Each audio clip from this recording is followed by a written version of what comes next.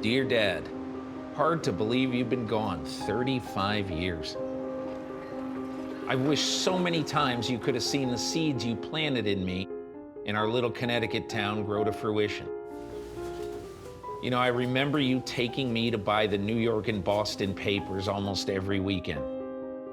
We would devour the sports sections. I remember playing catch out in the yard every spring with you. Then we'd play touch football at halftime of Giants games every fall. Because of you, I love newspapers and I love sports.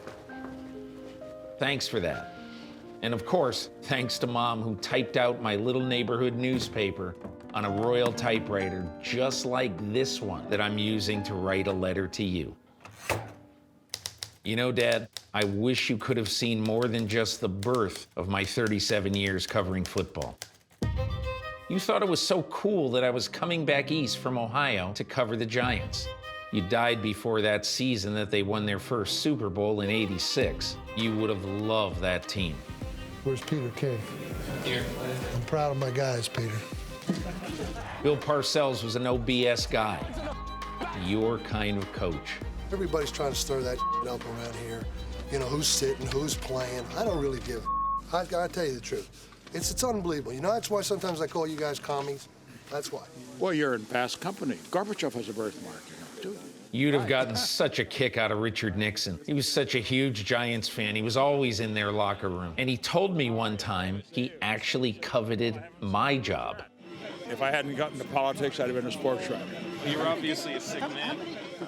20 years to the month after you and Mom got me that Sports Illustrated subscription for my 12th birthday, they actually hired me. I know you would have been over the moon. I certainly was. I know what your advice would have been. You're in the big leagues now. Now you really have to work hard. But you know what was just as important? Something else you taught me. Always be honorable. Always be truthful. I don't mean Parcells got angry with me once, and he yelled, "You know what your problem is? With you, the story is God." Well, I guess it was. I always thought my job wasn't to serve him, it was to serve my readers. Oh, the places I've been. You know how much you love John Madden? Well, I once took his bus cross-country with him and wrote about it for SI. We stopped to see wildflowers on I-80 in Nebraska. For 2 years, I did halftime with Brent Musburger on Monday Night Football. That was a little surreal. Did anybody tell you that you look like Norm from Cheers? Yeah, everybody always tells me that. You hear about the 900? Most of my stories are with people you hadn't heard of, Dad. But you would have loved Jerome Bettis, the loyal Steeler. I needed to get to know the quarterbacks, Dad. I really wish I could have told you stories about how anal Peyton Manning was about perfection. And what it was like covering that Mississippi country kid, Brett Favre. What size shoe you wear, Peter? 14. You wear 14? God, no, Peter. I trailed him hunting once. He walked through a Wisconsin field going, "Here, grousey, grousey, grousey." But I never was a very good prognosticator.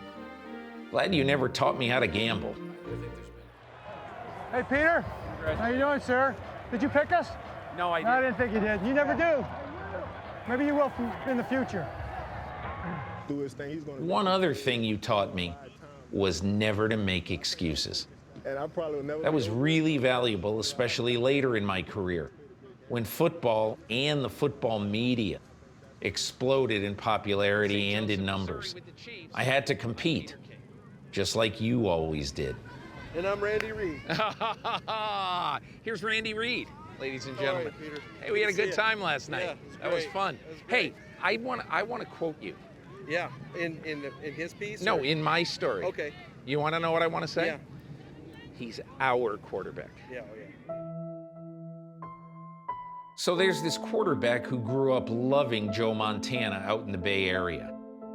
His name's Tom Brady. Now, can you believe he's up on Montana in Super Bowl wins, 7-4? And 6 of those came for the Patriots. Dad, The Patriots always stunk, remember? The Patriots were down 28-3. 7 days after Brady engineered the biggest comeback in Super Bowl history. The Patriots have won Super Bowl 51. I met him on vacation in Montana, and he told me exactly how it happened. Almost as much as the story, Sports Illustrated loved the photo credit, photo by Gisele Bundchen. Inside joke, Dad. Do we have time to run walls? After Kansas City beat San Francisco in the Super Bowl a couple of years ago, the winning coach, Andy Reid, drew up the decisive play for me in his office after the game. The media world's changed, Dad. I'm at NBC full-time now, writing my Monday column. You've never heard of the internet, of course, but that's where my work mostly appears now. People read it on their computers. And, if you can believe this, on their phones. You'd have gotten used to it after a few eye rolls, Dad. It's been a wonderful journalism life.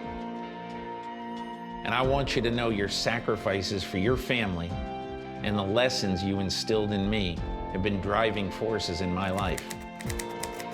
Somehow, I hope you know that.